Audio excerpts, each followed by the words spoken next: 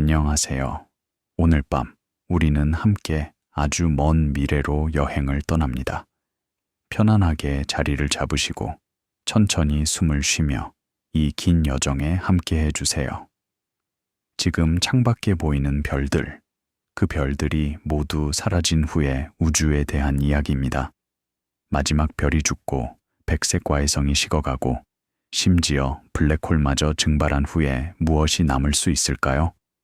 빛이 전혀 없는 우주, 양성자마저 붕괴할 수 있는 시간 척도에서 물질 자체가 사라지는 세계. 이것은 공상과학 소설이 아닙니다. 물리학 법칙과 관측 데이터에 기반한 우주의 가장 먼 미래에 대한 조용한 탐구입니다. 오늘 밤 우리는 그 어둠 속으로 천천히 걸어 들어갑니다. 두려움 없이 경이로움과 함께 밤하늘을 올려다보면 수천 개의 별이 빛나고 있습니다. 그 별들 각각은 핵융합 반응을 통해 에너지를 방출하고 있습니다. 수소가 헬륨으로, 헬륨이 더 무거운 원소로 변환되면서 빛과 열이 우주로 퍼져나갑니다. 이 과정은 수십억 년 동안 계속되어 왔고 앞으로도 수십억 년 동안 계속될 것입니다. 하지만 영원하지는 않습니다. 우주에는 시작이 있었습니다. 약 138억 년 전 빅뱅이라고 불리는 사건과 함께 시공간이 탄생했습니다. 그리고 우주에는 미래가 있습니다. 그 미래가 어떤 모습일지 오늘 밤 함께 탐구해 보겠습니다. 우주가 완전히 어두워지면 무엇이 남는지 천천히 알아보겠습니다. 2026년 2월 미국 메릴랜드주 그린벨트에 있는 나사 고다드 우주비행센터. 이곳의 데이터 센터는 조용합니다. 형광등 불빛 아래 모니터 화면에는 보정된 하늘 지도가 표시되어 있습니다.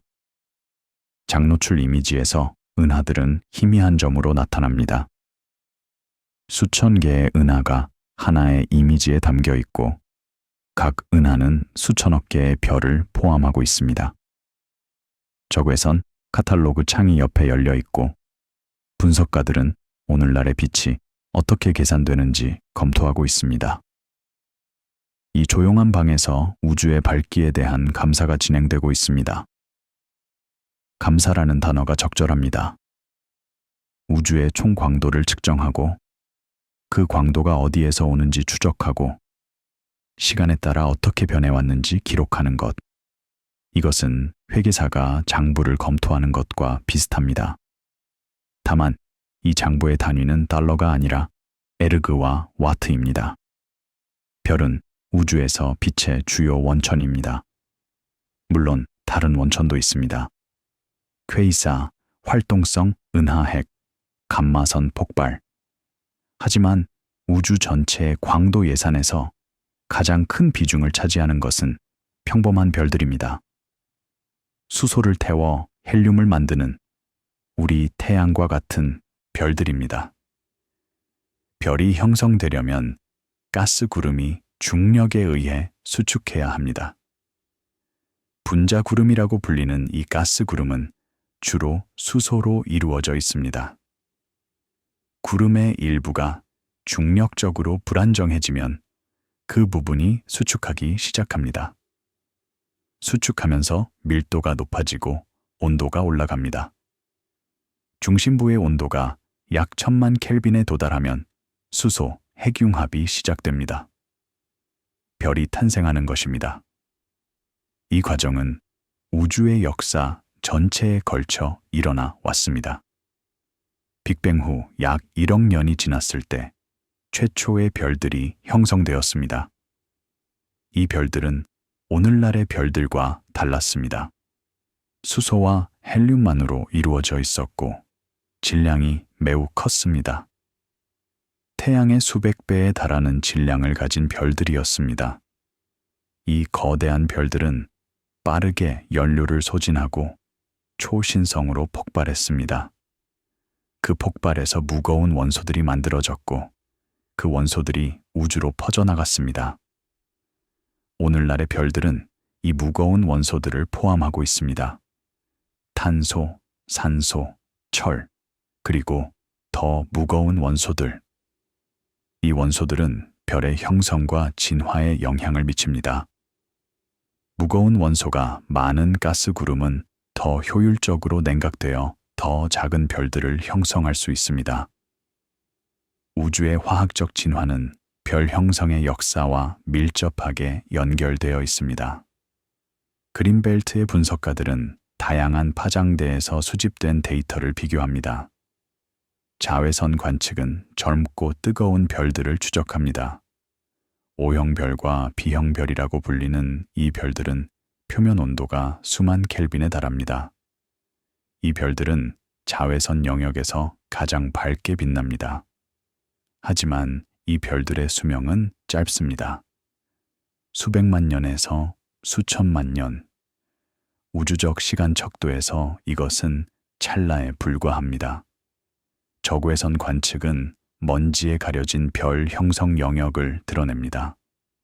별이 형성되는 분자 구름은 먼지를 포함하고 있고 이 먼지가 가시광선을 흡수합니다. 하지만 저고해선은 먼지를 통과할 수 있습니다. 저고해선 망원경으로 관측하면 먼지 구름 속에서 새로 형성되고 있는 별들을 볼 수 있습니다. 스피처 우주 망원경과 제임스 웹 우주 망원경이 이런 관측을 수행해 왔습니다. 전파 관측은 차가운 가스의 분포를 보여줍니다. 별을 만드는 원료인 분자가스는 전파 영역에서 특징적인 방출선을 가지고 있습니다. 일산화탄소 분자의 회전 전이선이 가장 흔히 사용되는 추적자입니다. 전파 망원경으로 일산화탄소 방출을 관측하면 은하 내 분자가스의 양과 분포를 알 수 있습니다. 이 모든 지표들이 같은 방향을 가리킵니다.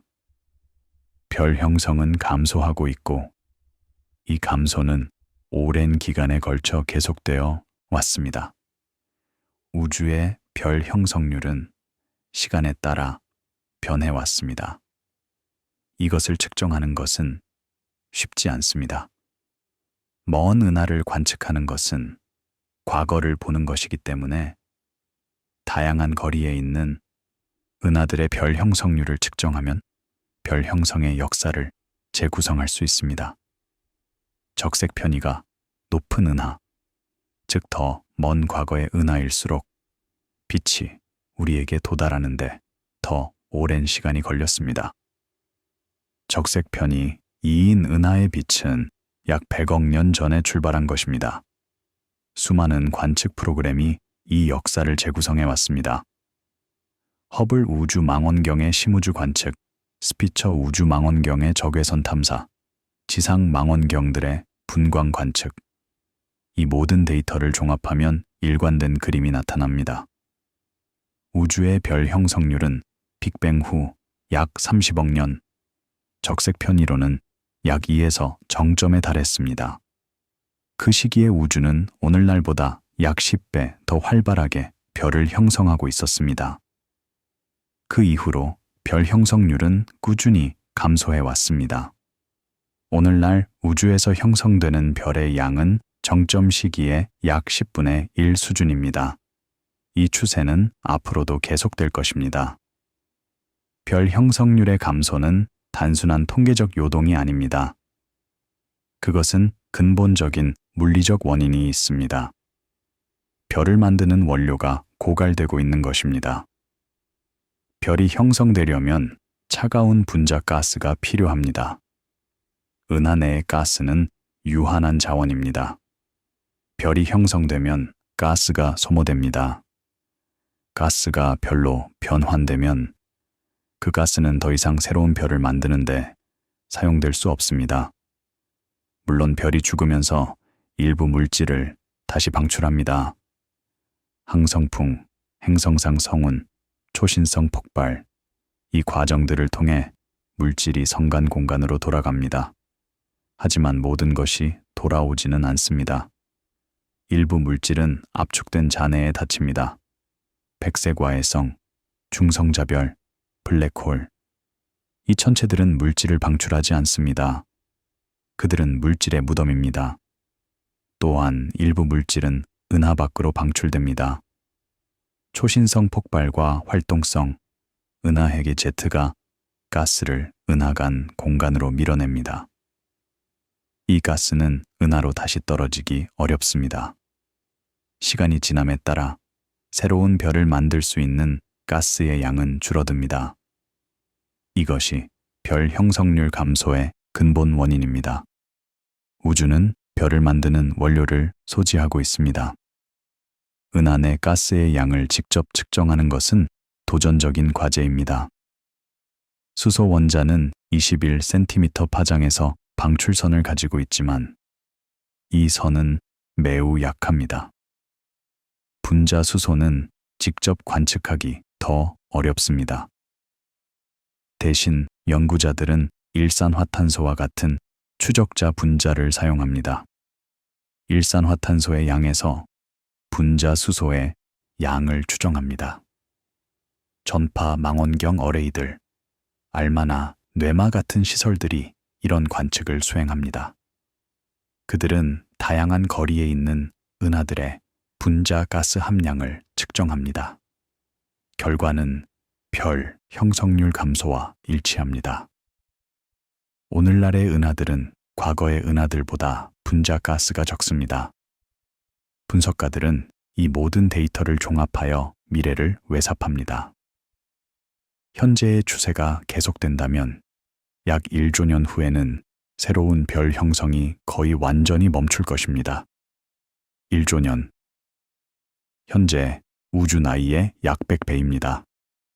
상상하기 어려운 시간이지만 영원에 비하면 유한합니다. 물론 이것은 단순한 외삽입니다. 실제 미래는 더 복잡할 수 있습니다. 은하 병합이 새로운 별 형성을 촉발할 수 있습니다. 은하간 가스가 은하로 유입될 수 있습니다. 하지만 이런 과정들도 가스 공급의 근본적인 한계를 극복하지는 못합니다. 방향은 분명합니다. 우주는 점점 더 어두워지고 있습니다. 완전한 어둠은 갑자기 오지 않습니다. 그것은 점진적인 과정입니다. 먼저 새로운 빛의 원천이 줄어듭니다. 밝은 별들, 특히 뜨겁고 수명이 짧은 O형 별과 B형 별들이 먼저 사라집니다. O형 별은 가장 무겁고 가장 밝은 별입니다. 태양 질량의 16배 이상, 광도는 태양의 수만 배에서 수백만 배.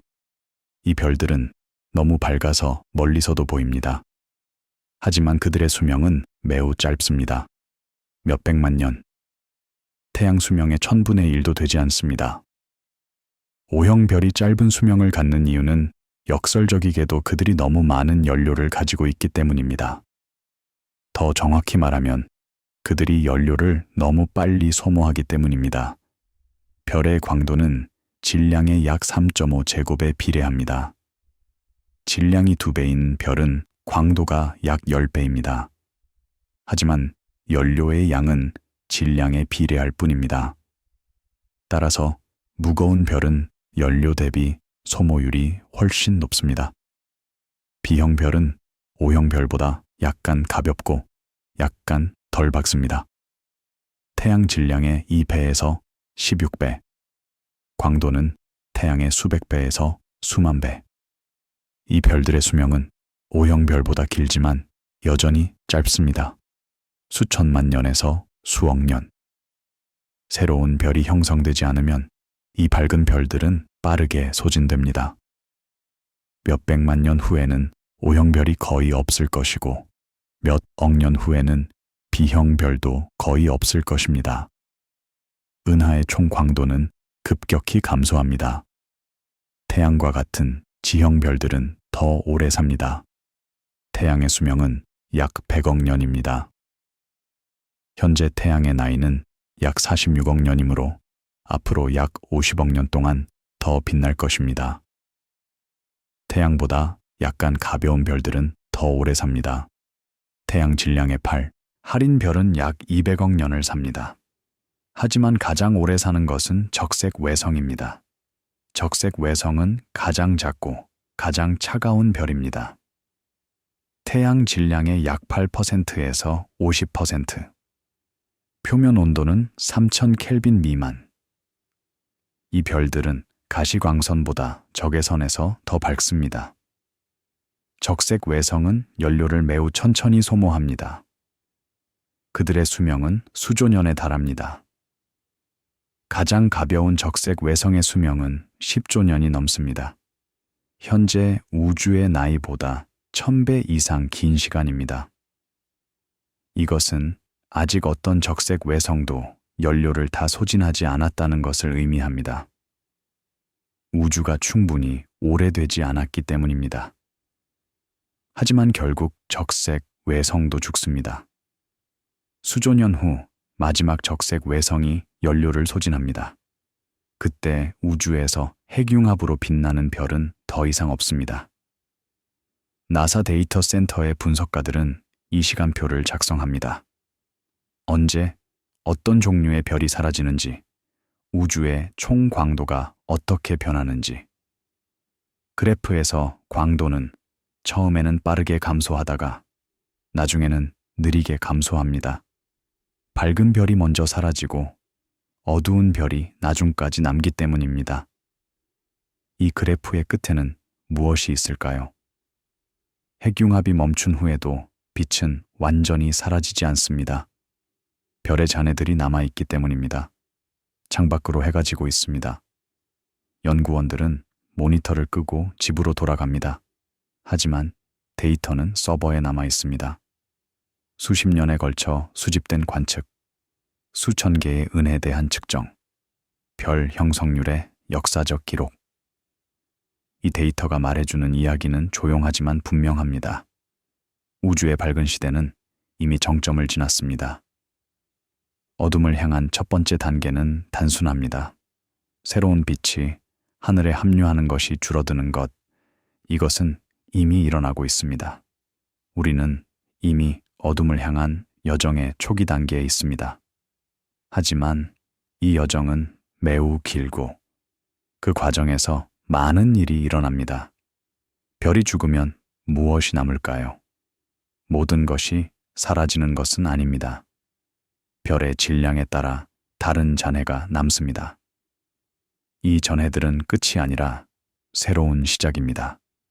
빛의 형태가 바뀌는 것입니다. 2026년 6월, 미국 남서부 사막의 한 천문대, 제어실에서 냉각 팬이 조용히 돌아갑니다. 밖은 뜨거운 낮이지만 이 방은 서늘합니다. 민감한 전자장비가 적정 온도를 유지해야 하기 때문입니다. 분광기가 희미한 붉은 점들의 빛을 기록하고 있습니다. 화면에 스펙트럼이 나타납니다. 가로축은 파장이고 세로축은 강도입니다. 백색 과해성의 스펙트럼입니다. 얇은 곡선으로 특징적인 흡수선이 보입니다. 수소의 발머 계열 흡수선, 관측자는 이 스펙트럼을 이전 카탈로그 항목과 비교합니다. 같은 별의 10년 전 스펙트럼, 차이가 있을까요? 거의 없습니다. 생각은 너무 느려서 심눈으로는 감지할 수 없습니다. 백색 과해성은 더 이상 핵융합을 하지 않습니다. 그것은 단순히 저장된 열을 방출하며 식어가는 천체입니다. 별의 심장이 멈추었지만 천이 남아있는 것과 비슷합니다. 하지만 별의 천은 매우 높고 식는데 매우 오래 걸립니다. 백색 과해성의 구조를 이해하려면 먼저 별의 진화를 이해해야 합니다. 태양과 같은 별은 주계열에서 대부분의 시간을 보냅니다. 주계열에서 별은 중심부의 수소를 헬륨으로 융합합니다.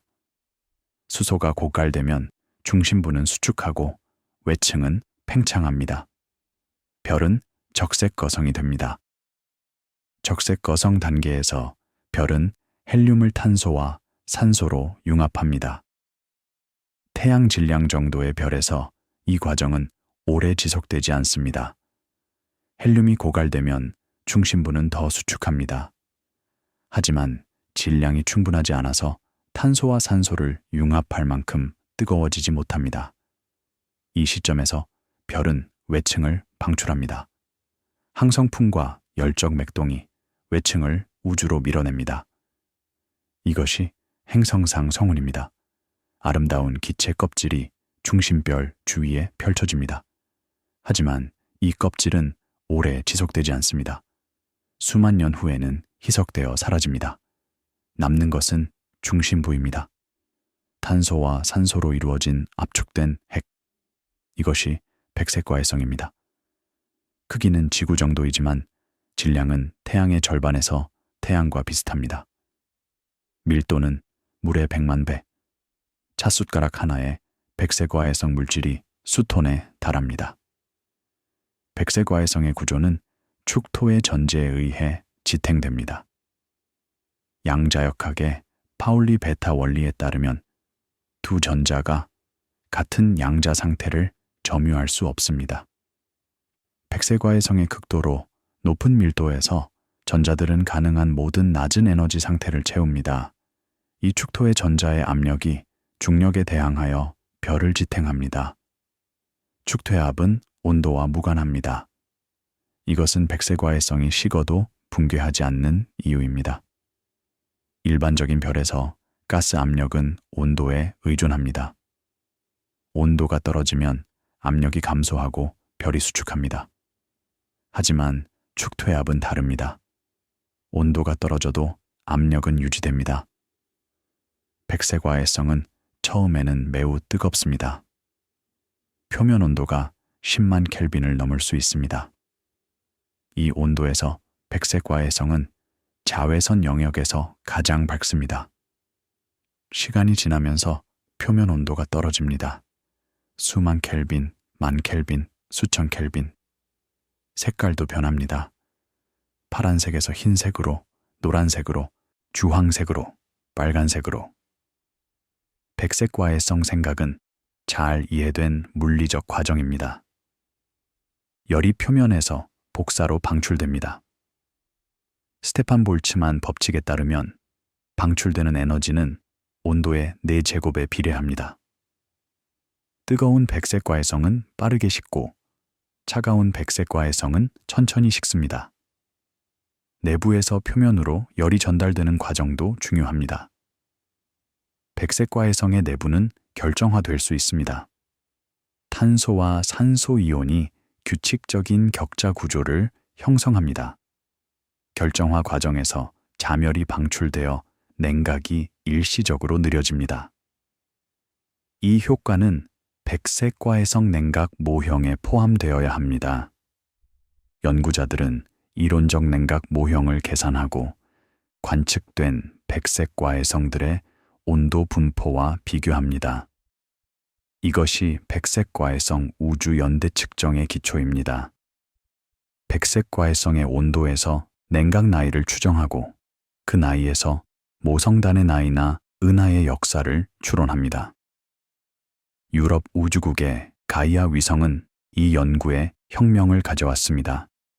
가이아는 약 20억 개 별의 위치와 거리를 정밀하게 측정했습니다. 이 중 약 35만 개가 백색과외성으로 확인되었습니다. 정밀한 거리 측정 덕분에 백색과외성 강도를 정확하게 결정할 수 있게 되었습니다. 광도와 온도를 알면 반지름을 계산할 수 있습니다. 반지름과 이론적 질량 반지름 관계를 결합하면 질량을 추정할 수 있습니다. 질량과 온도에서 냉각 모형을 사용하여 나이를 추정합니다. 이 모든 과정이 연결되어 백색과외성을 우주의 시계로 사용할 수 있게 합니다. 가장 오래된 백색과외성들은 우리 은하의 나이만큼 오래되었습니다. 약 100억 년. 이 백색과외성들은 표면 온도가 4000 켈빈 미만으로 희미한 적색 별처럼 보입니다. 이들의 존재와 온도 분포는 냉각 모형이 대체로 올바르다는 증거입니다. 사막 천문대의 관측자들은 다양한 성단과 성협에서 백색과외성들을 관측합니다. 성단은 같은 시기에 형성된 별들의 집단입니다. 같은 성단의 별들은 같은 나이를 가집니다. 따라서 성단의 백색과의 성들도 형성된 이후 같은 시간 동안 냉각되었습니다. 백색과의 성의 온도 분포에서 성단의 나이를 추정할 수 있습니다. 히아데스 성단의 백색과의 성들은 표면 온도가 약 15,000켈빈에서 25,000켈빈입니다. 이 온도 분포에서 추정된 성단의 나이는 약 6억 년으로 다른 방법으로 측정된 나이와 일치합니다. 플레이아데스 성단은 더 젊고 백색과의 성의 온도도 더 높습니다. 하지만 생각에는 끝이 있을까요? 이론적으로 백색과의 성은 영원히 식어갈 것입니다. 결국 배경 복사의 온도, 현재 약 2.7 켈빈까지 냉각될 것입니다. 그 이후에는 더 이상 식지 않습니다. 열역학적 평형에 도달하기 때문입니다. 백색과의 성과 주변 우주의 온도가 같아지면 더 이상 순열전달이 없습니다. 이 상태의 천체를 흑색과외성이라고 부릅니다. 흑색과외성은 관측할 수 없습니다. 빛을 거의 방출하지 않기 때문입니다. 정확히 말하면 배경 복사와 같은 온도에서 흑체 복사를 방출하지만 그것은 배경과 구별할 수 없습니다. 하지만 흑색과외성은 아직 존재하지 않습니다. 우주가 충분히 오래되지 않았기 때문입니다. 백색과외성이 흑색과외성이 되는데 걸리는 시간은 백색과외성의 질량과 구성에 따라 다르지만 대략 10의 15제곱년 정도입니다. 천조년, 현재 우주 나이의 약 10만 배입니다. 따라서 흑색과외성은 미래의 천체입니다. 아주 먼 미래의 천체입니다. 하지만 물리학적으로 그들의 존재는 거의 확실합니다. 냉각이 계속되면 결국 그곳에 도달합니다. 적외선 카탈로그에서 갈색과외성도 검출됩니다. 갈색과외성은 별이 되기에는 너무 가벼운 천체입니다. 질량이 태양의 약 8% 미만입니다. 이 질량에서는 중심부의 온도와 압력이 수소 핵융합을 지속하기에 충분하지 않습니다. 갈색과외성은 형성될 때 중력 수축에 의해 가열됩니다. 일부 갈색과외성은 형성 초기에 짧은 기간 동안 중수소 핵융합을 할 수 있습니다. 중수소는 일반 수소보다 더 낮은 온도에서 융합됩니다. 하지만 중수소의 양은 적어서 이 단계는 오래 지속되지 않습니다. 그 이후 갈색과외성은 단순히 식어갑니다. 백색과외성과 비슷하지만 시작 온도가 훨씬 낮습니다. 새로 형성된 갈색과외성의 표면 온도는 2000에서 3000 켈빈 정도입니다. 시간이 지나면서 온도가 떨어집니다. 오래된 갈색과외성은 1000 켈빈 미만, 심지어 500 켈빈 미만까지 냉각될 수 있습니다. 와이즈와 스피처 같은 저고에선 우주 망원경이 많은 갈색과외성을 발견했습니다. 가장 차가운 것들은 Y 외성이라고 불리며 표면 온도가 300 켈빈 이하입니다. 방 온도보다 낮습니다. 이 천체들은 가시광선에서는 전혀 보이지 않고 저고해선에서만 감지됩니다. 관측자들은 갈색과외성의 고유 운동과 스펙트럼 분류를 확인합니다. 고유 운동은 배경 별들에 대한 천체의 겉보기 움직임입니다. 이것은 천체가 태양 근처에 있다는 것을 확인하는 데 사용됩니다. 스펙트럼 분류는 대기의 구성과 온도를 알려줍니다. 미래의 우주에서 갈색과외성과 백색과외성, 그리고 냉각된 중성자별이 흔한 천체가 될 것입니다. 이들은 핵융합으로 빛나지 않지만 저장된 열을 조금씩 방출합니다. 완전히 어둡지는 않습니다. 단지 매우 희미할 뿐입니다. 연구팀은 잔해의 목록을 작성합니다. 전형적인 질량, 냉각 시간, 시간에 따른 예상 복사 대역. 백색과외성은 태양 질량의 약 0.6배가 전형적이고 냉각 시간은 수조년입니다. 중성자별은 태양 질량의 약 1.4배이고 더 빠르게 생각됩니다. 갈색과외성은 태양 질량의 0.09배 정도이고 냉각 시간은 수십억 년입니다. 이 모든 천체들이 미래의 우주를 채울 것입니다. 핵융합의 빛은 사라지지만 냉각의 빛은 훨씬 더 오래 지속됩니다. 어둠은 종종 파장의 이동이지 절대적인 부재가 아닙니다. 뜨거운 천체가 식으면 방출하는 빛의 파장이 길어집니다. 빈의 변이 법칙에 따르면 흑체 복사의 최대 파장은 온도에 반비례합니다. 온도가 절반으로 떨어지면 최대 파장은 2배가 됩니다. 가시광선에서 적외선으로, 적외선에서 원적외선으로, 원적외선에서 마이크로파로. 천체가 완전히 빛을 멈추는 것이 아닙니다. 우리 눈에 보이지 않는 파장으로 이동하는 것입니다. 적절한 검출기가 있다면 냉각된 잔해들도 관측할 수 있습니다. 단지 신호가 매우 약할 뿐입니다. 핵융합이 멈춘 후에도 우주는 여전히 조용한 열로 말합니다. 백색화해성과 중성자별의 희미한 적외선빛, 갈색화해성의 더 희미한 복사.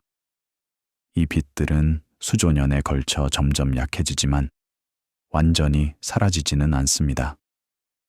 적어도 아주 오랜 시간 동안은 냉각은 어둠으로 가는 하나의 경로입니다. 별의 잔해들이 서서히 식어가면서 빛을 잃는 것. 하지만 더 긴 시간 척도에서는 다른 질문이 등장합니다. 물질 자체가 안정한가? 원자를 구성하는 양성자와 중성자가 영원히 존재할 수 있는가? 이 질문에 답하기 위해 우리는 지하 깊은 곳에 검출기로 내려가야 합니다. 2026년 10월 일본 기후현 히다시. 산악지대의 작은 마을에서 터널이 산속으로 들어갑니다. 터널을 따라 1000m를 들어가면 거대한 지하 공간이 나타납니다. 이곳이 카미오카 전문대입니다. 카미오카 광산은 원래 아연과 납을 채굴하던 곳입니다. 광산이 폐쇄된 후 물리학자들이 이곳을 실험실로 사용하기 시작했습니다. 1000m의 안반이 우주선을 차단합니다.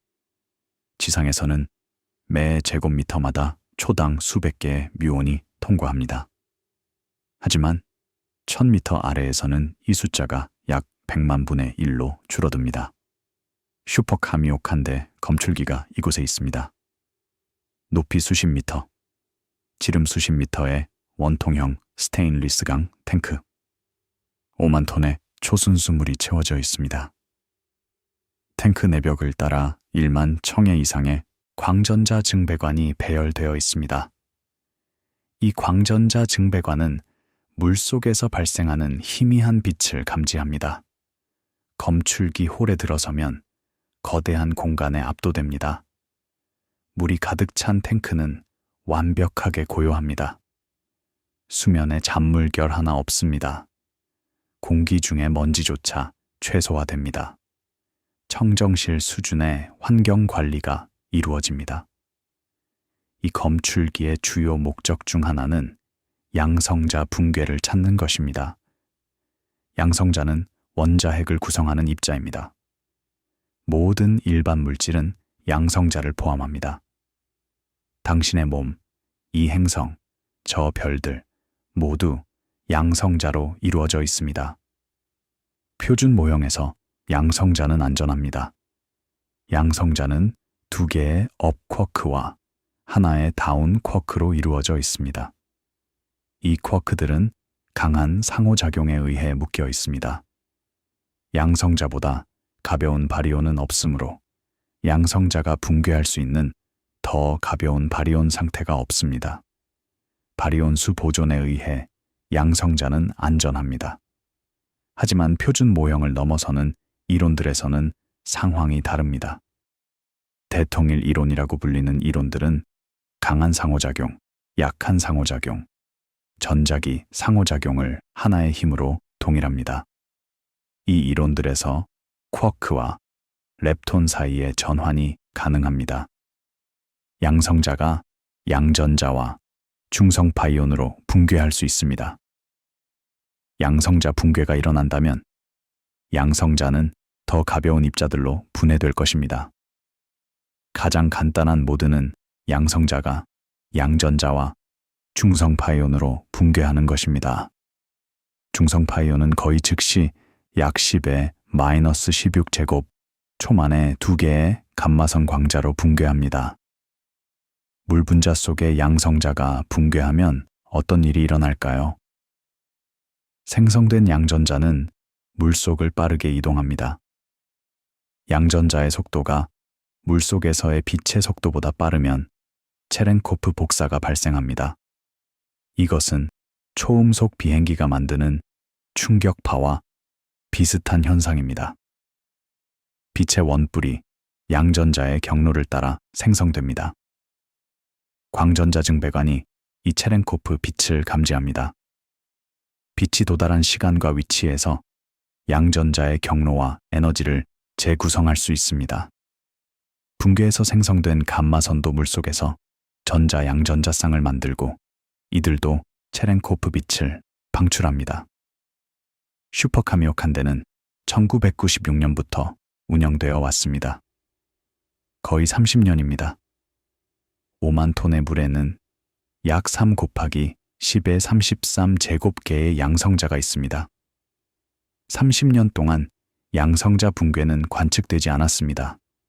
무효 결과입니다. 하지만 무효 결과도 정보를 제공합니다. 양성자 붕괴가 관측되지 않았다는 것은 양성자의 수명이 매우 길다는 것을 의미합니다.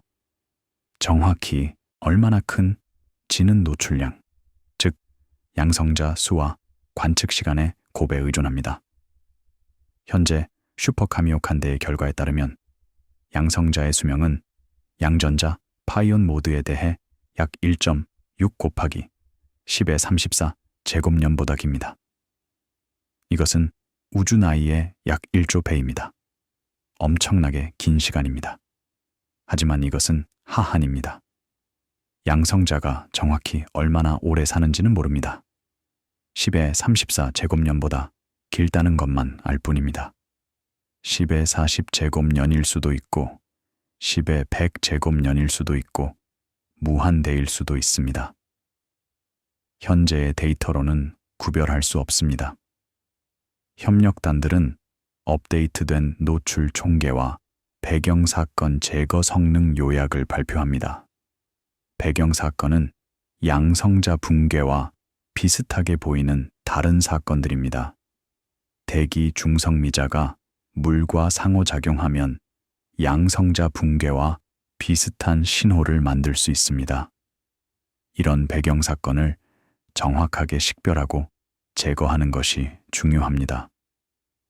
주요 붕괴 모드에 대한 탐색 채널이 정교해진 사건 분류와 체계적 검토로 재검토됩니다. 양전자 파이온 모드 외에도 다른 붕괴 모드가 가능합니다. 바뉴트리노, 케이온 모드, 뮤온 파이온 모드 등 각 모드에 대해 별도의 분석이 수행되고 별도의 수명 하한이 결정됩니다. 독립적인 실험들이 방법론을 비교하며 한계가 검출기 설계 전반에 걸쳐 일관됨을 확인합니다. 미국의 노바 실험과 유럽의 미래 하이퍼카미오칸대 실험이 슈퍼카미오칸대의 결과를 보완합니다. 다른 검출기, 다른 분석 방법, 하지만 비슷한 결론. 양성자는 매우 오래 삽니다. 만약 양성자가 붕괴한다면 우주의 매우 먼 미래는 현재 이해와 다를 것입니다. 양성자 수명이 10의 34 제곱년이라면 그 시간이 지나면 양성자의 약 63%가 붕괴합니다. 지수적 붕괴의 특성입니다. 2배의 시간이 지나면 약 86%가 붕괴합니다. 10배의 시간이 지나면 거의 전부가 붕괴합니다. 양성자가 붕괴하면 그것을 포함하고 있던 원자가 분해됩니다. 수소 원자에서 양성자가 붕괴하면 원자는 양전자와 감마선과 중성미자로 변합니다. 더 무거운 원소의 원자에서 양성자가 붕괴하면 원자핵이 불안정해지고 더 가벼운 원소로 변환됩니다. 이 과정이 계속되면 결국 모든 바리온 물질이 사라집니다. 행성이 분해됩니다. 백색 과해성이 분해됩니다. 중성자별도 분해됩니다. 중성자는 양성자보다 약간 무겁고 자유중성자는 약 14분의 반감기로 붕괴합니다. 하지만 원자핵 안에서는 중성자가 안전합니다. 양성자가 붕괴하면 중성자도 결국 붕괴합니다. 분석가들은 수명 하한을 장기 시나리오로 번역합니다. 만약 양성자 수명이 10의 36제곱년이라면 그 시간 후에 대부분의 양성자가 붕괴합니다. 만약 10의 40제곱년이라면 훨씬 더 오래 걸립니다. 정확한 수명은 알려져 있지 않지만 유한하다면 물질은 결국 사라집니다. 분기하는 시간표가 공식화됩니다. 물질이 극단적으로 긴 기간 동안 지속되거나 서서히 더 가벼운 입자들로 녹아내립니다. 두 시나리오 모두 관측적 제약과 일치합니다. 현재로서는 어느 쪽이 맞는지 알 수 없습니다. 지하 검출기의 물은 완벽하게 고요합니다. 연구자들은 모니터를 바라봅니다. 대부분의 시간에 아무 일도 일어나지 않습니다. 가끔 우주선 뮤온이 지나가며 신호를 남깁니다. 가끔 자연 방사능이 배경 사건을 만듭니다. 가끔 대기 중성미자가 물과 상호작용합니다. 하지만 양성자 붕괴의 신호는 나타나지 않습니다. 이것이 탐색 실험의 본질입니다. 발견의 순간이 올 수도 있고 오지 않을 수도 있습니다. 하지만 기다림 자체가 데이터입니다. 아무것도 발견되지 않으면 그것은 찾고 있는 것이 드물다는 증거입니다. 양성자 붕괴의 경우 아무것도 발견되지 않는 것은 양성자가 오래 산다는 증거입니다. 국립연구소들이 수십 년의 연속성을 위해 계측 업그레이드와 교정 표준을 제공합니다. 신뢰할 수 있는 한계를 위해서는 장기간의 안정성이 필요합니다. 검출기는 매일 같은 감도로 작동해야 하고 배경은 일관되게 거부되어야 합니다. 이것은 수십 년에 걸친 노력입니다. 입자 이론 그룹들은 함의의 해석자로 등장하여 어떤 모형이 한계에서 살아남는지 매핑합니다. 초기의 대통일 이론, 예를 들어 SU5 이론은 약 10의 31제곱년의 양성자 수명을 예측했습니다. 이 예측은 이미 배제되었습니다. 관측된 한계가 예측보다 1000배 이상 길기 때문입니다. 하지만 다른 대통일 이론들은 더 긴 양성자 수명을 예측합니다. 초대칭 대통일 이론, SO10 이론 등 이 이론들은 아직 배제되지 않았습니다. 미래의 더 큰 검출기, 예를 들어 하이퍼카미오칸데가 이 이론들을 검증할 수 있을 것입니다. 우주론은 입자, 물리학으로부터 조용히 제약을 물려받습니다. 양성자가 안정한지 불안정한지는 입자, 물리학의 질문입니다. 하지만 그 답은 우주의 먼 미래에 영향을 미칩니다. 물질이 영원히 존재하는지 아니면 결국 녹아 없어지는지를 결정합니다. 어떤 미래는 화면에 도착하지 않는 사건들에 의해 정의됩니다. 양성자 붕괴가 발견되지 않으면 물질은 더 오래 지속됩니다. 발견되면 물질에는 유효기간이 있습니다. 두 경우 모두 우주의 먼 미래에 대해 무언가를 알려줍니다. 불확실성은 약점이 아니라 기록된 조건입니다. 물질이 지속된다면 어둠의 긴 지평선은 중력의 가장 내구성이 있는 천체에 의해 지배됩니다. 블랙홀, 이 천체들은 저장소이자 시간 지연된 방출자입니다. 2027년 3월 한 연구소 건물 관측 데이터가 정리된 복도를 걷습니다. 사건 지평선 망원경 이미지가 프린터로 벽에 걸려 있습니다. M87 은하 중심의 블랙홀, 우리 은하 중심의 궁수자리 A스타, 검은 원반 주위로 밝은 고리가 빛나고 있습니다. 그 고리는 블랙홀로 떨어지는 뜨거운 가스입니다. 옆 사무실에서 중력파 사건 표가 바인더에 정리되어 있습니다. GW15914, GW170817, GW190814. 각 사건은 두 블랙홀의 병합입니다. 수십억 광년 떨어진 곳에서 두 블랙홀이 서로를 공전하다가 합쳐졌습니다. 그 과정에서 시공간의 파문이 방출되었고 그 파문이 지구에 도달했습니다. 연구자들은 서로 다른 경로로 블랙홀을 확인합니다. 첫 번째 경로는 항성역학입니다.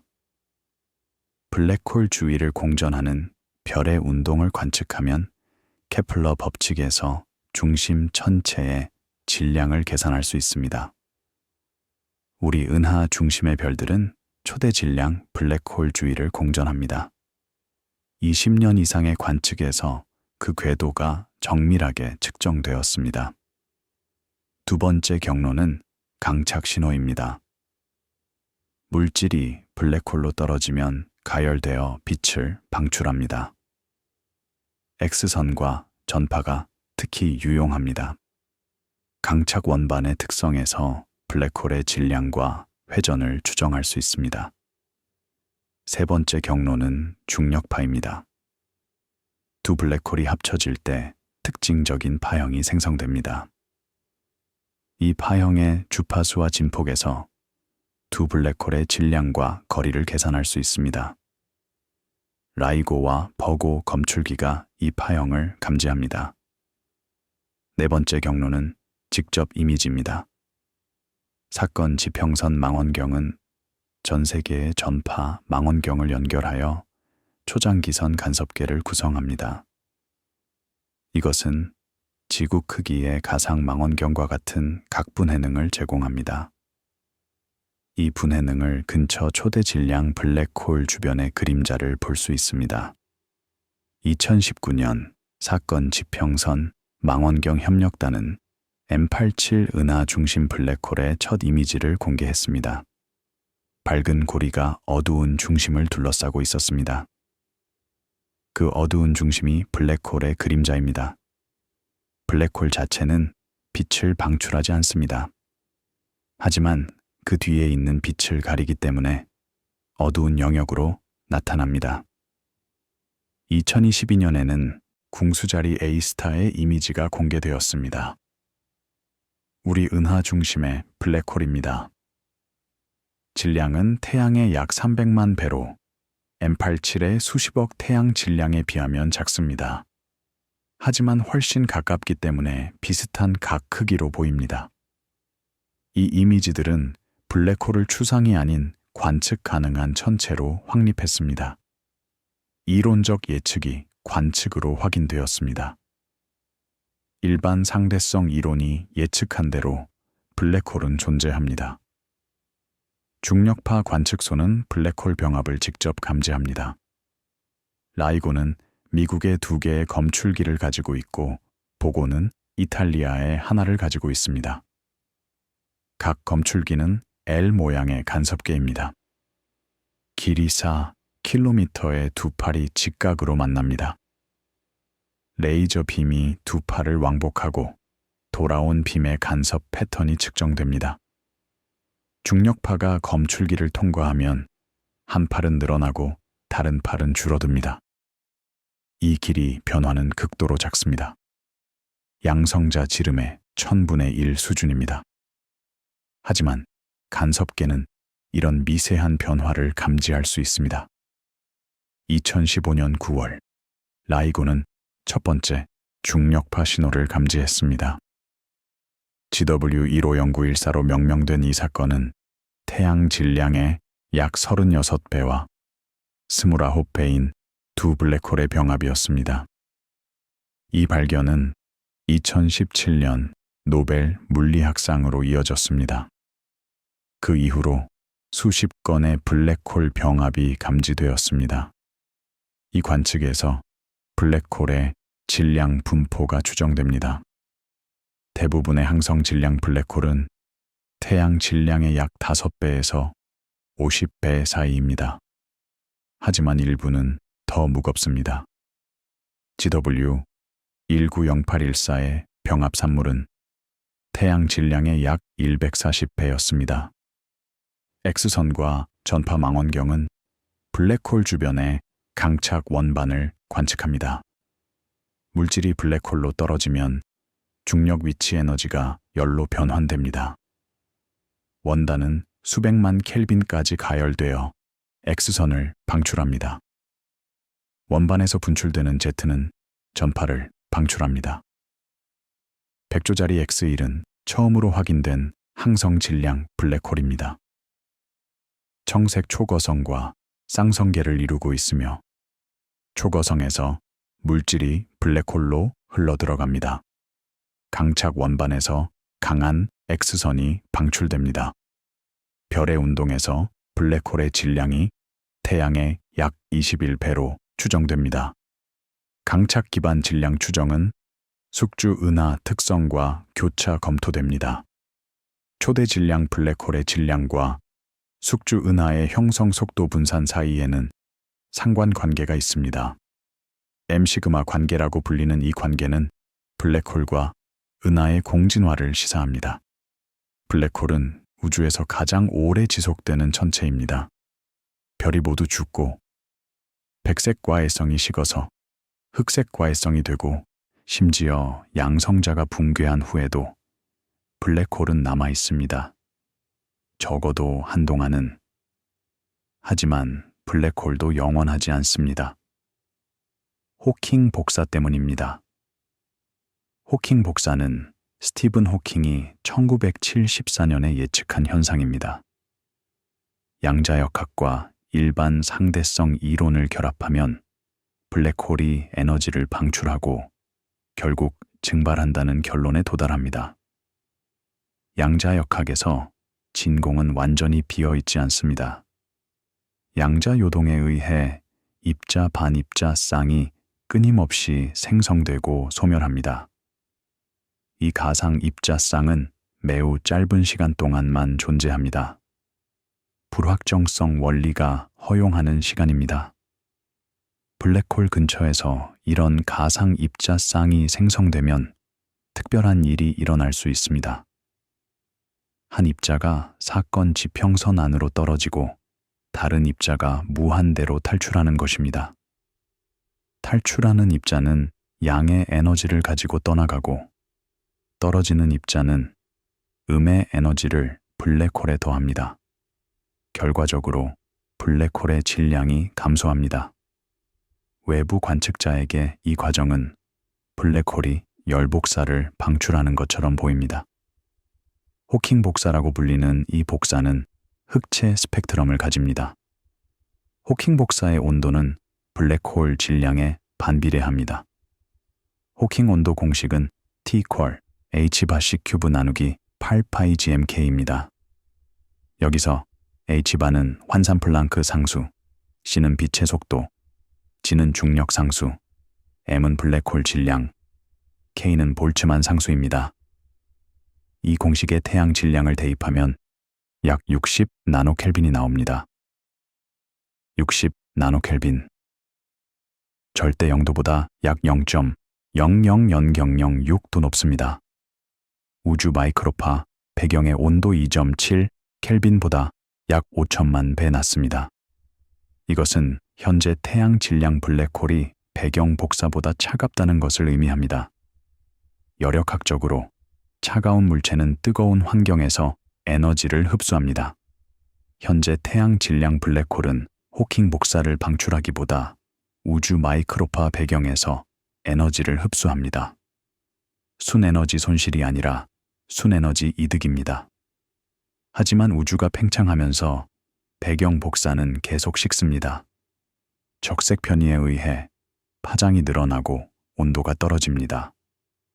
약 10의 20제곱년 후 우주 배경 온도는 태양 질량 블랙홀의 호킹 온도보다 낮아집니다. 그때부터 블랙홀은 순에너지 손실을 시작합니다. 에너지를 잃으면 질량이 감소합니다. 질량이 감소하면 호킹 온도가 올라갑니다. 온도가 올라가면 복사열이 증가합니다. 복사율이 증가하면 질량 손실이 빨라집니다. 양의 피드백 루프입니다. 블랙홀의 증발 시간은 질량의 세제곱에 비례합니다. 증발 시간 공식은 T = 5120 파이 곱하기 G제곱 M세제곱 나누기 H바 C의 제곱입니다. 태양 질량을 대입하면 약 2 곱하기 10의 67 제곱년이 나옵니다. 2 곱하기 10의 67 제곱년. 상상하기 어려운 숫자입니다. 현재 우주 나이의 약 10의 27 제곱배입니다. 우주 나이를 1초라고 하면 태양 질량 블랙홀의 증발 시간은 현재 우주 나이의 10의 27 제곱배, 즉 약 3 곱하기 10의 49 제곱년입니다. 여전히 상상하기 어렵습니다. 하지만 초대 질량 블랙홀은 더 오래 걸립니다. 질량이 100만 태양 질량이면 증발 시간은 10의 85 제곱년입니다. 10억 태양 질량이면 10의 94 제곱년입니다. 가장 무거운 초대 질량 블랙홀 100억 태양 질량 정도면 10의 97 제곱년입니다. 시간 위계가 문서화됩니다. 별은 수조년 후에 모두 죽습니다. 백세과외성은 수천조년 후에 흑세과외성이 됩니다. 양성자는 붕괴한다면 10의 35 제곱년에서 10의 40 제곱년 후에 사라집니다. 항성 질량 블랙홀은 10의 67 제곱년 후에 증발합니다. 초대 질량 블랙홀은 10의 100 제곱년 후에 증발합니다. 우주의 마지막 빛나는 물체는 증발하는 블랙홀일 것입니다. 증발 후기에는 블랙홀이 작아지고 뜨거워지면서 복사가 강해집니다. 마지막 순간에는 블랙홀이 폭발적으로 증발하며 감마선을 방출합니다. 이 마지막 폭발은 어떤 모습일까요? 블랙홀의 질량이 약 10의 9제곱킬로그램, 대략 소행성 질량 이하로 떨어지면 증발이 급격히 빨라집니다. 마지막 1초 동안 블랙홀은 약 10의 30제곱줄의 에너지를 방출합니다. 이것은 약 100만 메가톤의 핵폭탄에 해당합니다. 하지만 이 폭발은 아무도 볼 수 없을 것입니다. 그때 우주에는 관측자가 없기 때문입니다. 모든 별이 죽고 모든 행성이 분해되고 모든 생명이 사라진 지 오래입니다. 블랙홀의 마지막 폭발은 텅 빈 우주에서 홀로 빛납니다. 연구자들은 블랙홀을 시간에 저장된 구조로 취급합니다. 사건 지평선 뒤에 갇힌 질량, 느린 이론적 과정으로 노출됩니다.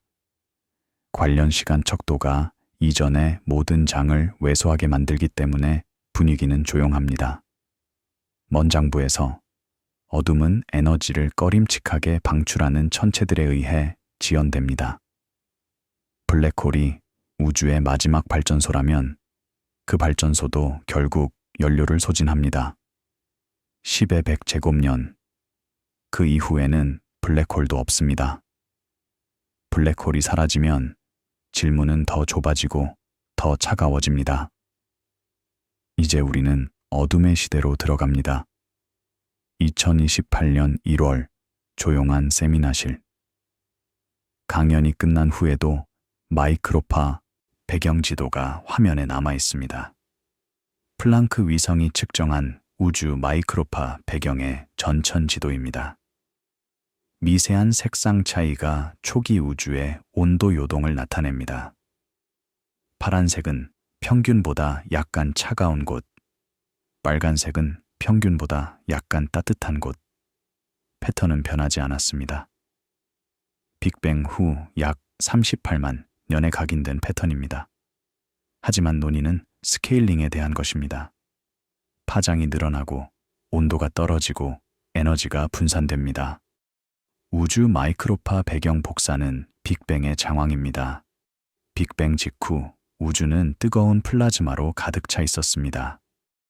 광자와 바리온이 단단히 결합되어 있었습니다. 광자가 전자와 끊임없이 충돌하며 산란되었기 때문입니다. 우주가 팽창하고 냉각되면서 약 3000 켈빈에서 전자와 양성자가 결합하여 중성수소를 형성했습니다. 이것을 재결합이라고 부릅니다.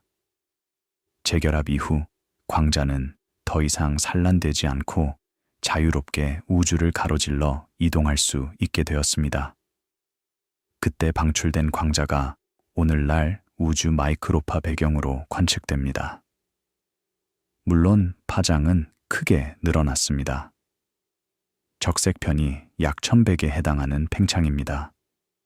원래는 가시광선이었던 것이 지금은 마이크로파입니다. 온도도 3000 켈빈에서 2.725 켈빈으로 떨어졌습니다. 우주가 계속 팽창하면 배경 복사는 계속 식습니다. 온도는 척도 인제 반비례합니다. 척도 인자가 2배가 되면 온도는 절반이 됩니다. 현재로부터 약 100억 년 후 척도 인자는 대략 2배가 되고 온도는 약 1.3 켈빈으로 떨어집니다. 분석가들은 팽창이 계속되면 방사선이 어떻게 식는지 계산합니다. 암흑 에너지가 우주 상수라고 가정하면 팽창은 지수적으로 계속됩니다. 드시터 우주입니다. 이 경우 온도는 지수적으로 떨어집니다. 10의 10제곱년 후 배경 온도는 약 10의 마이너스 9제곱 켈빈입니다. 10의 20제곱년 후 약 10의 마이너스 19 제곱 켈빈입니다. 10의 50제곱년 후 약 10의 마이너스 49 제곱 켈빈입니다. 이 온도들은 측정하기 어려울 만큼 낮습니다. 사실 의미가 있는지도 불분명합니다. 분석가들은 지평선이 어떤 미래 관측 지점에서도 관측될 수 있는 것을 어떻게 제한하는지 문서화합니다. 가속 팽창 우주에서 사건 지평선이라는 것이 있습니다. 충분히 먼 거리에서 공간은 빛보다 빠르게 팽창합니다. 그 거리 너머의 사건은 영원히 우리에게 도달하지 않습니다. 현재 사건 지평선까지의 거리는 약 160억 광년입니다. 이 거리 밖의 은하에서 지금 방출된 빛은 영원히 우리에게 도달하지 않습니다. 우주가 계속 가속 팽창하면 점점 더 많은 은하가 사건 지평선 밖으로 사라집니다. 충분히 먼 미래에는 다른 은하가 전혀 보이지 않을 것입니다. 우리 은하와 안드로메다 은하는 약 45억 년 후에 병합됩니다. 이 병합된 은하와 국부 은하군의 다른 은하들만 남습니다. 나머지 우주는 사건 지평선 너머로 사라집니다. 엔트로피와 열화는 일과 기울기에 연결된 회계 개념으로 도입됩니다. 열역학 제2법칙에 따르면 고립된 시스템의 엔트로피는 항상 증가합니다. 엔트로피는 대략적으로 무질서의 척도입니다. 더 정확하게는 시스템의 미시적 상태의 수에 비례합니다. 에너지가 유용한 일을 하려면 온도 차이가 있어야 합니다. 열은 고온에서 저온으로 흐르고 그 흐름에서 일을 추출할 수 있습니다. 열기관의 원리입니다. 하지만 엔트로피가 증가하면서 온도 차이는 줄어듭니다.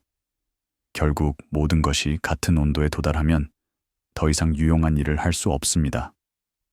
우주 전체로 보면 엔트로피는 계속 증가하고 있습니다. 별이 빛나면 핵융합 에너지가 열복사로 변환되어 엔트로피가 증가합니다.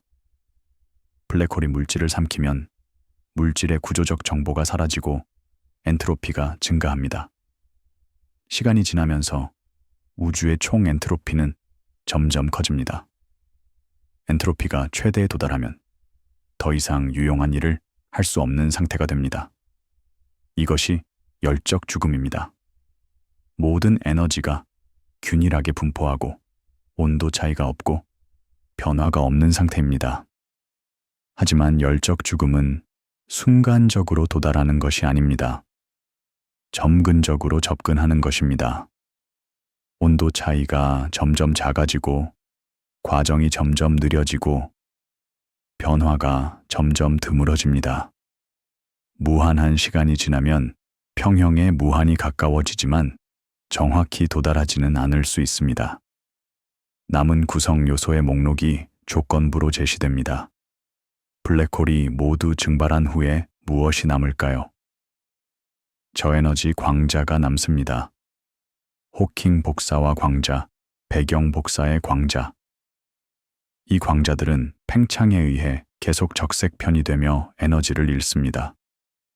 뉴트리노가 남습니다. 빅뱅에서 생성된 우주 뉴트리노 배경이 있습니다. 또한 별과 초신성에서 방출된 뉴트리노가 있습니다. 뉴트리노는 거의 질량이 없고 거의 상호작용하지 않으며 우주를 떠돕니다. 10의 100제곱년 후에도 뉴트리노는 여전히 존재합니다. 전자와 양전자가 남을 수 있습니다. 양성자 붕괴와 블랙홀 증발에서 생성된 것들입니다. 하지만 전자와 양전자는 결국 서로를 만나 소멸합니다. 충분히 긴 시간이 지나면 대부분 사라집니다. 암흑 물질이 남습니다. 가장 수수께끼 같은 구성 요소입니다. 암흑 물질이 무엇인지 아직 모릅니다. 위프일 수도 있고 엑시온일 수도 있고 전혀 다른 것일 수도 있습니다. 암흑 물질이 붕괴하는지 소멸하는지 영원히 안정한지도 알 수 없습니다. 만약 암흑 물질이 안정하다면 그것은 어둠의 시대에도 존재합니다. 보이지 않고 상호작용하지 않지만 존재합니다. 우주의 대부분의 질량이 여전히 암흑 물질일 것입니다. 하지만 그것이 어떤 의미가 있는지는 불분명합니다. 종점은 단일 순간에 도달하는 것이 아니라 점근적으로 접근하는 한계 상태로 프레임됩니다. 온도는 절대 0도에 점근적으로 접근하지만 도달하지 않습니다. 양자역학의 0점 에너지 때문에 절대 0도에 정확히 도달하는 것은 불가능합니다.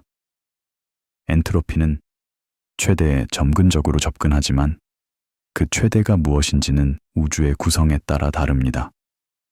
암흑 에너지가 우주 상수라면 우주는 드 시터 공간이 되고 엔트로피는 유한한 최대값에 접근합니다. 드 시터 엔트로피라고 불리는 이 값은 우주 지평선의 면적에 비례합니다. 우주 마이크로파 배경 분석팀들이 초기 우주 제약과 온도 보정 방법의 유지자로 등장합니다. 배경이 냉각의 조용한 척도가 되기 때문에 그들의 작업이 중요합니다. 배경 복사의 온도를 정밀하게 측정함으로써 우주의 팽창률과 구성을 제약할 수 있습니다.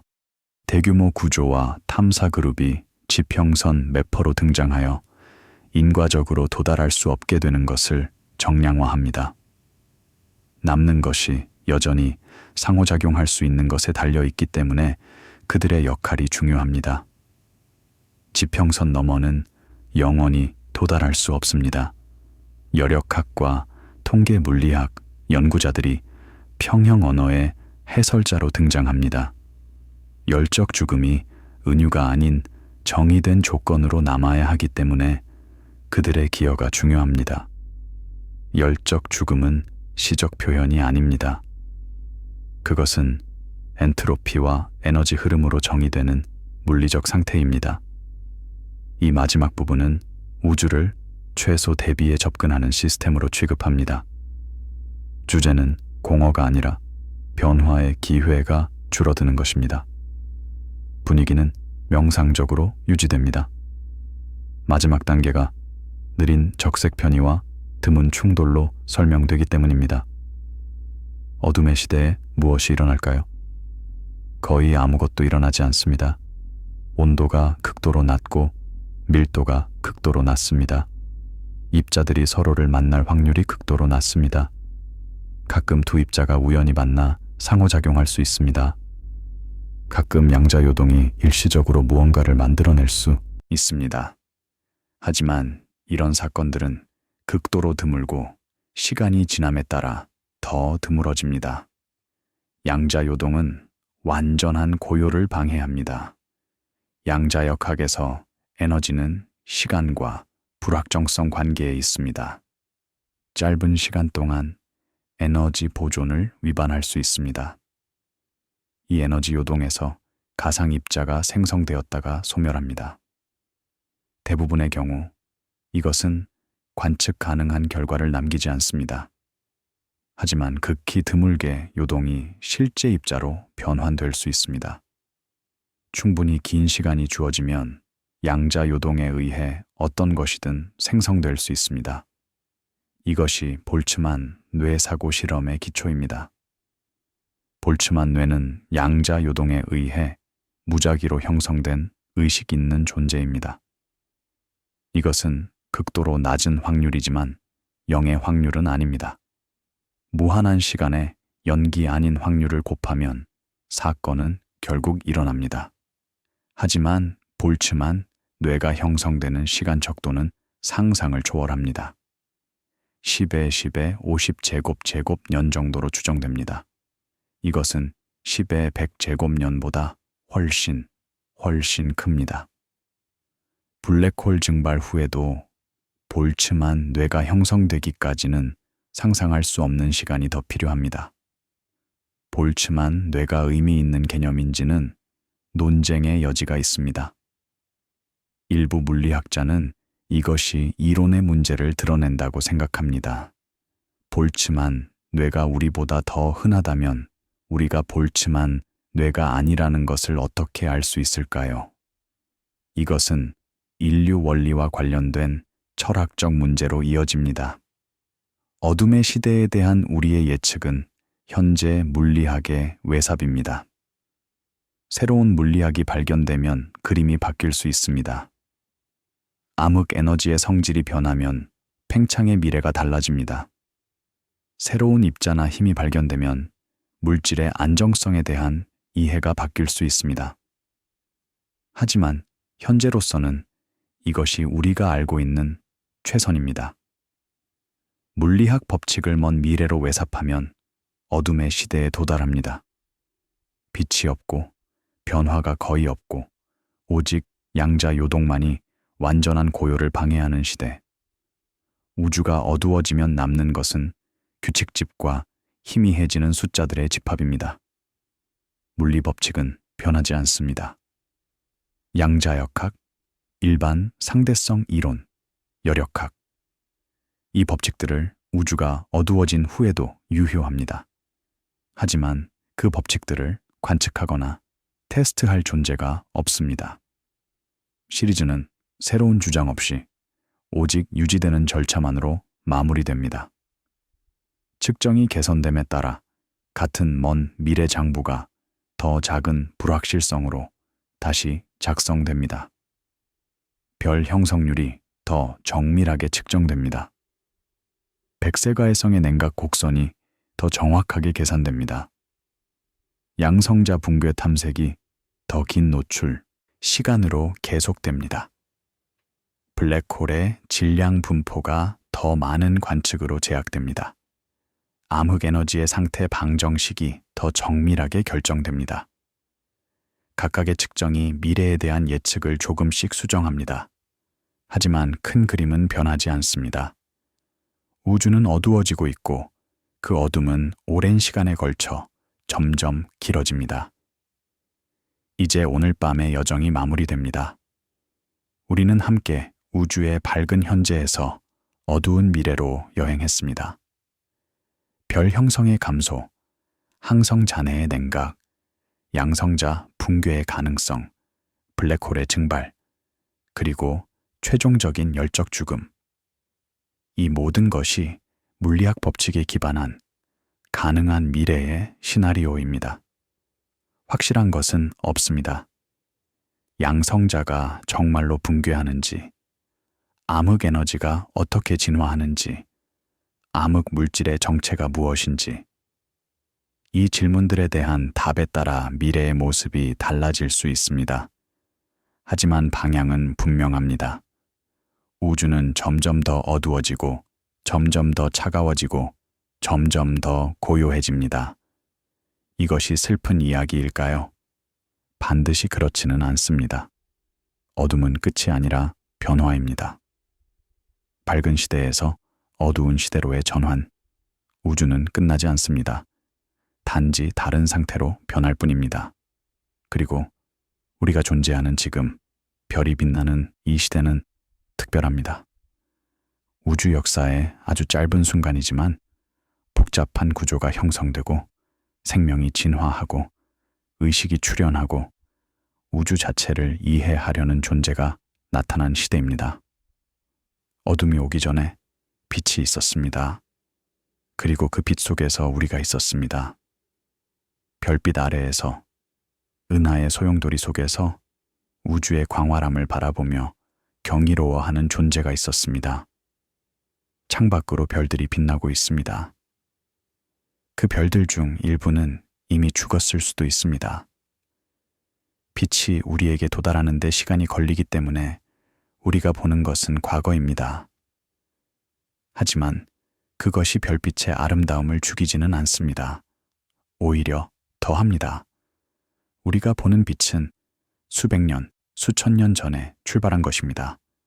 그것은 시간을 넘어온 메시지입니다. 과거의 별에서 현재의 우리에게로.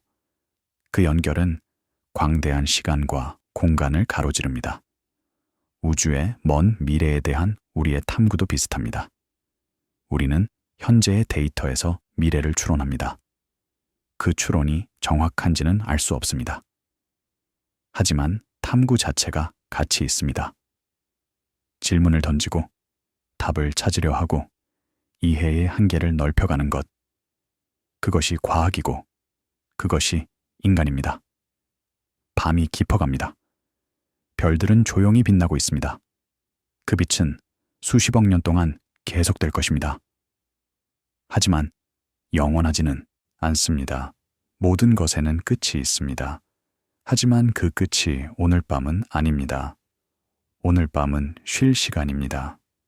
우주의 먼 미래는 기다려줄 것입니다. 10의 100제곱년은 충분히 긴 시간입니다. 지금은 별빛 아래에서 평화롭게 잠드세요. 우주가 완전히 어두워지면 무엇이 남을까요? 물리 법칙이 남습니다. 시공간이 남습니다. 그리고 우리가 존재했다는 사실, 우리가 질문을 던졌다는 사실, 우리가 답을 찾으려 했다는 사실이 남습니다. 어둠 속에서도 그 역사는 지워지지 않습니다. 엔트로피에 기록됩니다. 우주의 총 엔트로피 중 극히 작은 부분이 별이 빛나고 생명이 존재했던 시대에 생성되었습니다. 그 엔트로피는 영원히 남습니다. 어둠의 시대에도 그 흔적은 존재합니다. 비록 누구도 읽을 수 없더라도 이제 눈을 감을 시간입니다. 오늘 밤 우리가 탐험한 어둠은 두려운 것이 아닙니다. 그것은 우주의 자연스러운 진화입니다. 밝은 것은 어두워지고 뜨거운 것은 식고 복잡한 것은 단순해집니다. 이것이 열역학의 법칙이고 이것이 우주의 방식입니다. 하지만 지금은 별이 빛나고 있습니다. 지금은 생명이 존재하고 있습니다. 지금은 우리가 여기에 있습니다. 어둠이 오기 전에 빛을 즐기세요. 고요가 오기 전에 소리를 들으세요. 그리고 편안하게 쉬세요. 별빛 아래에서 우주의 광활함 속에서 우리는 작지만 의미 있는 존재입니다. 우주를 관찰하고 이해하려 하고 경의로 원하는 존재. 어둠의 시대가 오더라도 그 어둠 속에 우리가 존재했다는 사실은 남습니다. 물리 법칙 속에, 엔트로피의 증가 속에, 우주의 역사 속에. 밤이 깊어갑니다. 별들은 조용히 빛나고 있습니다. 그 빛 중 일부는 수십억 년 전에 출발한 것입니다. 그 빛이 우리에게 도달하는 동안 별은 이미 죽었을 수도 있습니다. 하지만 그 빛은 여전히 아름답습니다. 우주의 이야기는 계속됩니다.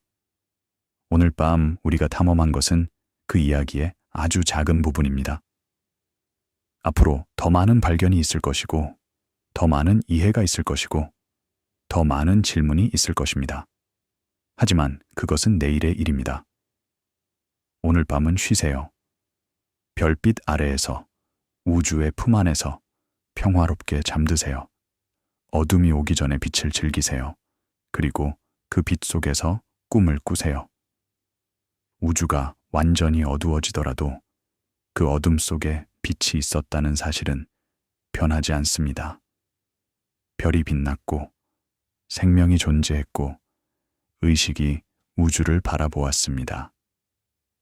그 역사는 물리 법칙 속에 새겨져 있습니다. 영원히. 별들은 수십억 년 동안 빛나고 있습니다. 그 빛 속에서 원소가 만들어졌고, 행성이 형성되었고, 생명이 진화했습니다. 우리의 몸을 이루는 원자들은 별의 내부에서 만들어졌습니다. 우리는 별의 제입니다. 별빛을 바라보는 별의 자네입니다. 이 연결은 시간을 초월합니다. 과거의 별이 현재의 우리가 되었고, 현재의 우리가 미래의 무언가가 될 것입니다. 어둠이 와도 이 연결은 끊어지지 않습니다. 물리 법칙이 유지되는 한, 과거는 현재에 영향을 미치고, 현재는 미래에 영향을 미칩니다. 이제 정말로 눈을 감을 시간입니다. 긴 여정이었습니다. 우주의 밝은 현재에서 어두운 미래까지, 별의 탄생에서 블랙홀의 증발까지, 그리고 그 너머 열적 죽음의 고요까지. 하지만 지금 이 순간 별들은 빛나고 있습니다. 우주는 살아 있습니다. 그리고 우리는 여기에 있습니다. 그것으로 충분합니다. 적어도 오늘 밤은 별빛이 여러분의 꿈을 밝혀주기를 바랍니다. 우주의 신비가 여러분의 상상력을 채워주기를 바랍니다. 그리고 내일 아침 새로운 하루가 시작될 때 우주가 여전히 거기에 있기를 바랍니다.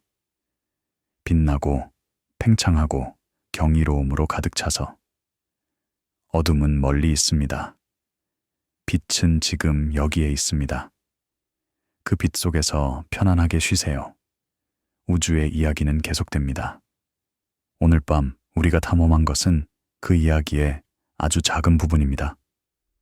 앞으로 더 많은 발견이 있을 것이고, 더 많은 이해가 있을 것이고, 더 많은 질문이 있을 것입니다. 하지만 그것은 내일의 일입니다. 오늘 밤은 쉬세요. 별빛 아래에서, 우주의 품 안에서 평화롭게 잠드세요. 어둠이 오기 전에 빛을 즐기세요. 그리고 그 빛 속에서 꿈을 꾸세요. 태양이 아침에 떠오르면 새로운 하루가 시작됩니다. 그 하루 동안 우리는 살아갑니다. 일하고, 사랑하고, 웃고, 울고, 그 모든 것이 우주의 역사에 기록됩니다. 아주 작은 부분이지만 기록됩니다. 어둠의 시대가 와도 그 기록은 남습니다. 엔트로피 속에, 물리 법칙 속에, 시공간의 구조 속에 우리가 존재했다는 사실, 우리가 사랑했다는 사실, 우리가 별을 바라보며 경이로워했다는 사실, 이제 정말로 마무리할 시간입니다. 긴 여정에 함께해 주셔서 감사합니다. 우주의 먼 미래는 멀리 있지만 오늘 밤의 별빛은 가까이에 있습니다. 그 빛 속에서 편안하게 쉬세요. 별들이 빛나고 있습니다. 우주가 팽창하고 있습니다. 그리고 우리는 이 작은 행성에서 그 모든 것을 바라보며 경이로워하고 있습니다. 어둠이 오기 전에 빛이 있습니다. 그리고 그 빛 속에서 우리가 있습니다. 밤하늘은 수천 개의 별로 가득합니다. 각각의 별은 수십억 년 동안 빛나고 있습니다. 그 빛이 우리에게 도달하는데 수백 년, 수천 년이 걸립니다. 우리가 보는 것은 과거입니다. 하지만 그 과거가 현재의 우리에게 아름다움을 줍니다. 우주는 광활합니다. 관측 가능한 우주에만 수천억 개의 은하가 있고 각 은해는 수천억 개의 별이 있습니다. 이 모든 별이 빛을 방출하고 있습니다. 그 빛이 우주를 밝히고 있습니다. 하지만 영원하지 않습니다. 별은 연료를 소진합니다. 은하는 가스를 잃습니다. 시간이 지나면서 빛은 줄어듭니다.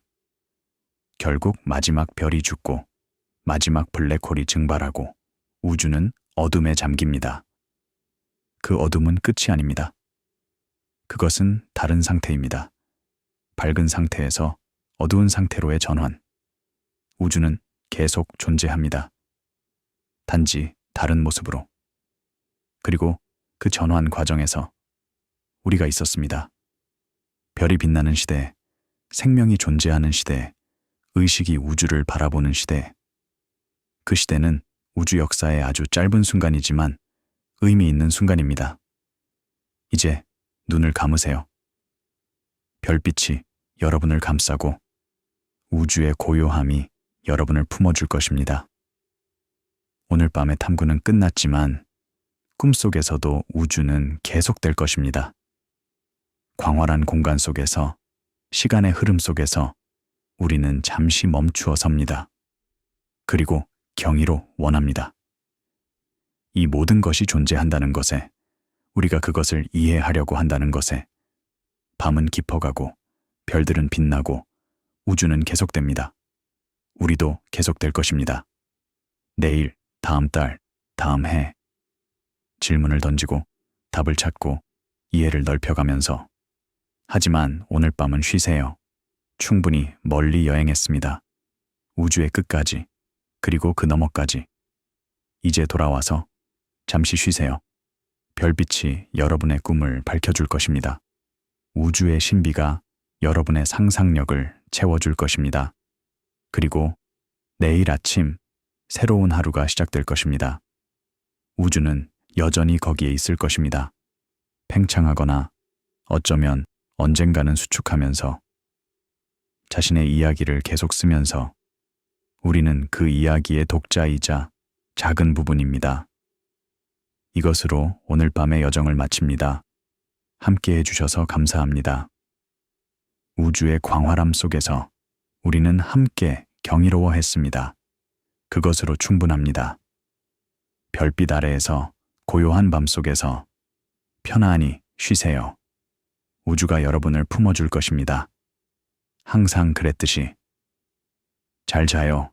편안한 꿈 꾸세요. 좋은 밤 되세요.